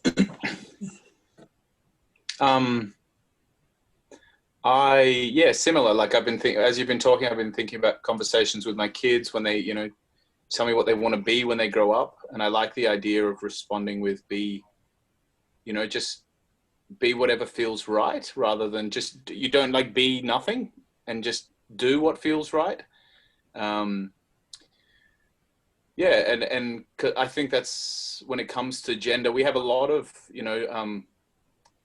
conversations about gender and sexuality in my family with my children, and, about questioning our language around gender, and why do we have to have rules, and why does anyone have to be a certain way? And it's amazing how much, society's biting at everyone's ankles to be a certain way. But even to be queer is now almost cool. So, it just throws so much confusion in the mix when it's you're no longer listening to who you are, what your natural way of being in that moment with whoever you're with or by yourself, right? And I mean, I've experienced having very fluid relationships that aren't necessarily with only just the opposite gender, and found, or people who identify with that opposite gender, and it's felt really natural. And I've never felt I needed to have a label. I've never even considered it until somebody recently told me, "But Dan, that's queer. You're queer." And I'm like, "Well, I'm not queer. I don't fit in a category of queer. I do what felt right at the time, and that's who I am." Right. And yeah, so that's what I want for people's future. Just do what feels right. And, you know, as long as everyone's consenting, then that's all that matters. It's the only thing that matters. So yeah, I really enjoy listening to this conversation. Thank you. Yeah, thank you. Thank you guys for being here. Maria and Eddie.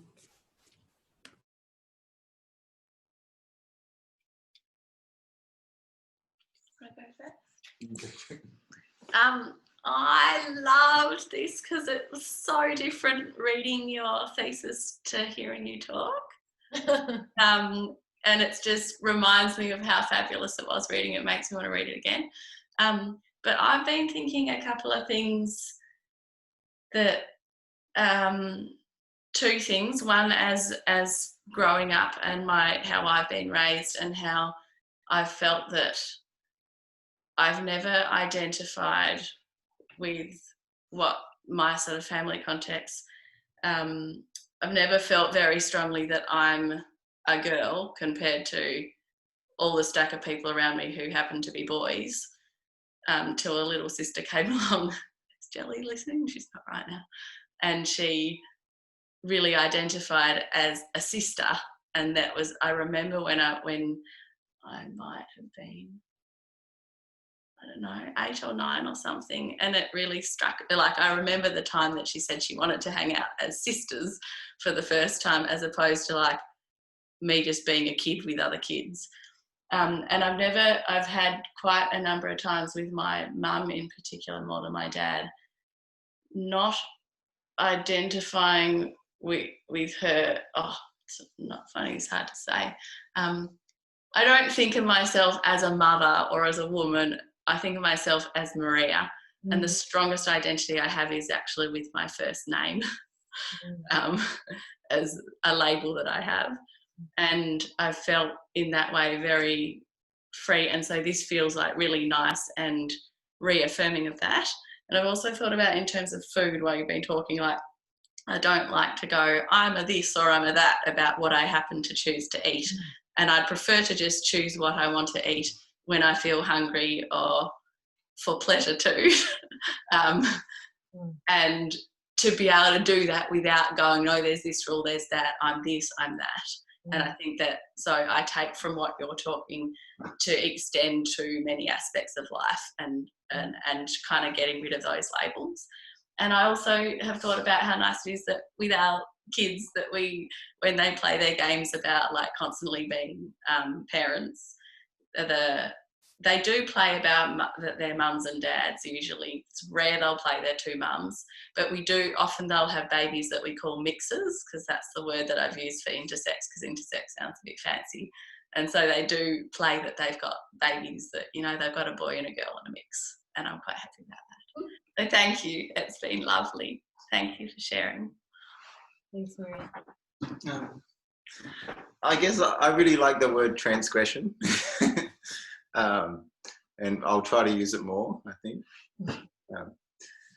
I guess, I don't know, I mostly I've listened to this feeling very lucky that I could grow up in a way that I felt comfortable. And I think a lot of the little anecdotes you gave made me, I don't know, just reflect, oh God, I'm lucky that I wasn't, you know, forced to be something I didn't want to be, or, you know, or maybe had parents that really drilled kind of sort of dogmatic ideas into my head.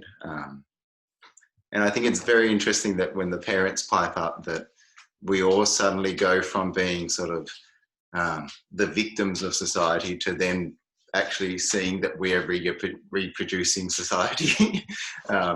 When we tell our kids stories, and we're constantly doing this in every little action, and you see it so blatantly when you're a parent.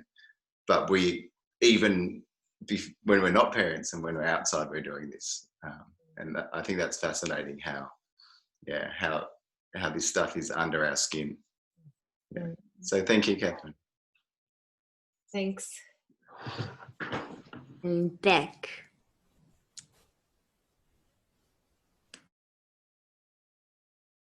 Thank you, Catherine. I would love to read your thesis. Can I? I felt that I just would have loved to have heard you speak more about what, just your research, and it was just a taste for me. Yeah. I don't know if I could possibly get a copy of that, and I'd also like to be part of the Freud sexuality discussion. Interested also deeply, very interested in psychoanalysis and that discussion. Yeah, it was just a taste. I could tell it was just a taste of what you had to. Yeah, it was so. I started trying to prepare for this, and like I started writing stuff, and then I was getting, because I know I've got 40 minutes or an hour, and it's really difficult to limit just. And I didn't want to go deep into the rabbit holes and kind of say.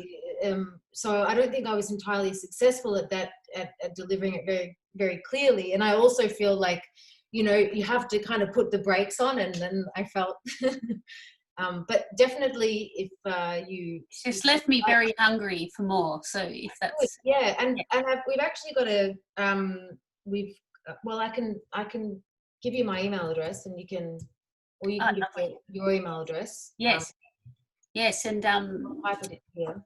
I just think that considering the amount of research, research you've done, and I mean, like, for example, I would love to read your work, it just made me think of also many parallels,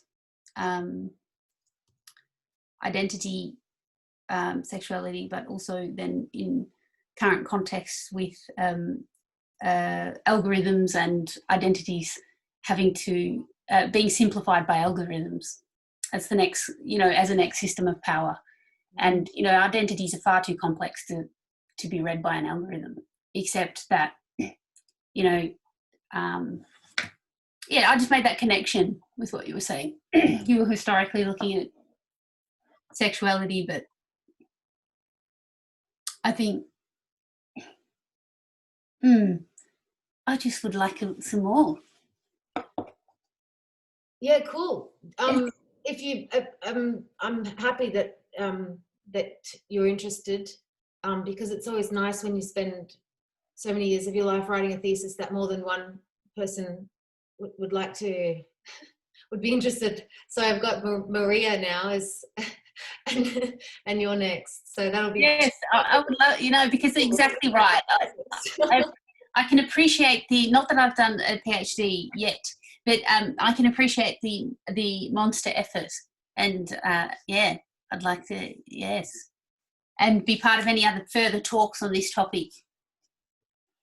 Thank you. Thank you very much. Thank you. Awesome, Beck. Eloise. Hello, thank you, Catherine. Yeah, I'm sorry that I was late. I was putting my little one to bed, and wished that I'd heard the beginning. I too felt, I'd like to read your work as well. I was very grateful for the reminder of the word transgression. I don't often use it, and I think so much of my personal experience with power and my reactions to power, and the way I've slipped into identity, or that constant question of who I am and where do I belong has played me my whole life. And just to hear you in the work that you've done in your personal life, sort of transgressing those in a way that I was sort of thinking about the way that science serves us in a way, the naming of those things serve us in a way in the world in which we live, so that it gives us something to resist against and claim for ourselves, and then to sort of transition or transform, or but it was just entirely fascinating. I too am very interested in this conversation. And yeah, thank you very much for your time. I'm sorry I missed the first half of it, and yeah, would love to hear more. I stole your email as well, so All right. I'll put my hand up for a copy of the PhD. Thanks. Thank you. Great. I think you're going to have to write a book, Catherine. Oh no. Another 7 years. Sam.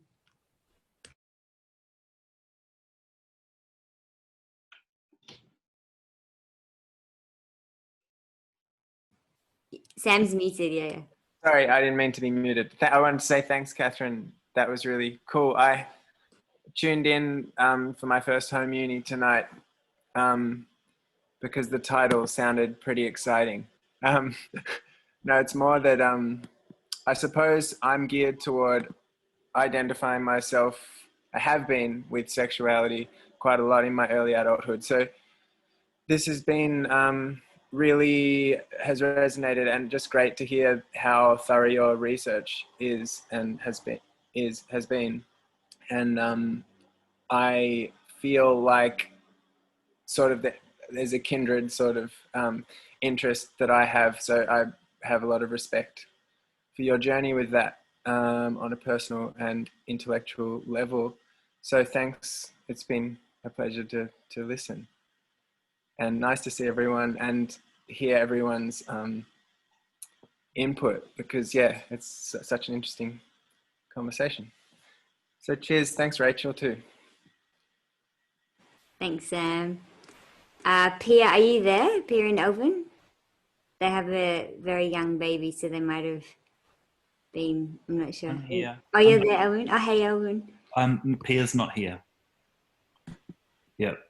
So I've been wandering around doing things, but I'm listening.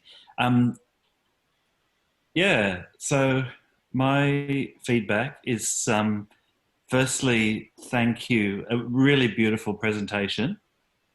Really, like, just so, you might laugh, but very calmly presented, and just you've got so much knowledge that I'm sure we just saw the tip of the iceberg of all of that. So thank you. Yeah. Thank you. That's reassuring to hear. I wasn't sure. You know, you never really know how it goes, how it's gone. And all I really wanted was to be clear as possible. I'm not sure how successful I was. You really simplified some quite complex things. I'm glad that you discovered something, and that everybody discovered something. That's what I'm really glad about. Thank you. Yeah. Other thoughts, the things that were going through our mind were the time frame that you were talking about originally, where the can't remember the names, but the big books were written and the categories were made. Was that the Victorian era? Well, yeah. Victorian era. We're going from the late. So the time where the big books were written, the big sexology books. This is a little later. The beginning of the 19th century. So the late 19th century. But the category of sex is an invention of the 18th century. So it's spanning 18th century through to the late 19th century. So it's a good couple of 100 years. Yeah. Okay. Yeah, of work. Because I was just reflecting on. It sounded like around that time was a time of what superficially looked like a lot of repression, and a lot of closing down, but there was a lot happening under the surface. Yeah. And that is actually the central argument of this historian that I referenced earlier, Michel Foucault. He disputed the idea that sex had been repressed so severely, particularly during the Victorian era. He argued actually the contrary, that sex had been produced, that there was a proliferation of sexuality, talk about sex, that actually we haven't stopped talking about sex since then. So that we had kind of got it wrong with thinking that sex had been repressed. Yeah. Yeah. And I think for my own, reflecting on my own experience, it hasn't been like a question that I've run into problems or difficulties or like deep, self-concern or anything like that. And I probably, maybe that's just a kind of privilege, that I can be grateful for, maybe, or maybe not grateful for, and otherwise I don't know. But just sort of made me really reflect on that. For some people, that is such a defining part of their sort of journey to actually know themselves at a deeper level, and that it does. I think for myself, I can see and I can experience a difference between what I'm doing and who I'm being. And the two, are you still there? Have I frozen? Okay. You're still okay. Yes, okay. Catherine's screen went. Yeah.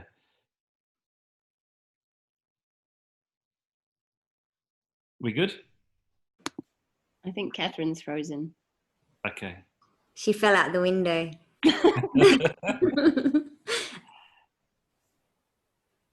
She's still there. All right, should I wait a second? I think she can hear the recording, so keep on going. Yeah. Just really reflecting on that. This bit, who you're being and what you're doing are just such separate things so much of the time. Yeah. Catherine's gone completely, but Alonso. Thanks, Elwyn. It's okay. Thank you. Elwyn, Alonso, are you there? Alonso and Jessica. Yep. Yeah, we're here. Well, I don't know. Would you like to start? Should I start? You can. Jessica and I have been discussing for a while now during the talk about our Latin American experiences and how they differ from also Catherine's particular Catholic school sex education. And I think the difference extends further. It's fascinating to see how the Anglophone world works a lot under this scheme of structure and naming as being such coercive forces, whereas in Latin America it feels a little bit more diffused. So I really liked being able to take those thoughts and seeing how they diverged from our own Latin American experiences. And having said that, I also really enjoyed the historical progression and to understand how there's definite moments in history and there's an in-between where they blend those passings of time where you get certain Catholic contributions into a scientific outlook, and wondering what is going to be the next moment in which things are not diffused, but rather there's a new sense of structure that we have translated into. And when will that happen? That's it. Yes. Yeah, I think from a linguist perspective, I really enjoyed sort of the etymological approach you have to terms. I think that is fascinating and something that we need to be aware of the kind of terms that we use in our everyday life. especially the kinds of powers that are coming into play every time, because you said it started something with moral, then it moved to scientific terms, and now it's becoming more and more political. And by using certain terms and by now having these labels into official documents that we need to sign, that we need to say in which category do you fall, we are normalizing certain things. And we run some dangers that we think might empower us, but are actually biting us, as you were saying. So I think that approach of why do you identify, sometimes asking people, why do you identify yourself as queer or this and that, are things that people need to understand more, or the complexities that are behind naming yourself one or the other. Yeah. Thanks. Well, yeah, I'd just like to finish, Catherine, saying what a pleasure it is to hear you speak. I lived with Catherine as she was studying her PhD, and got to have some great conversations with her. And Catherine's like another member of our family, and I feel so grateful for this whole community, and for you, Catherine, that my two kids have such, because actually everyone here has a role in my children's life and in our family's life, that they can grow up feeling like they're supported to play and to be. And where, you know, Tully loves wearing nail polish and skirts and doesn't question it, and is so like no one bats an eyelid. And yeah, there is that fluidity. So I feel really grateful just looking at this community here through your presentation, to be like, what a great group of people we have around us. So thank you for sharing. Thank you for your incredible hard work during your PhD to collate and go into depth into this subject. And thank you for your time tonight. Thank you for being the best housemate. Pretty much cotton wooling me for the last terrible year of the thesis, and thanks for having me here and giving me the opportunity to speak about it in a different context than compared to what I'm used to. And it's really nice to meet everybody who I haven't met before. So it's been lovely. Thank you. So this is the Zoom clap. Thank you, Catherine. Thank you. I noticed that Angelica's reappeared. You might want to ask her. Oh, Jelly, yeah.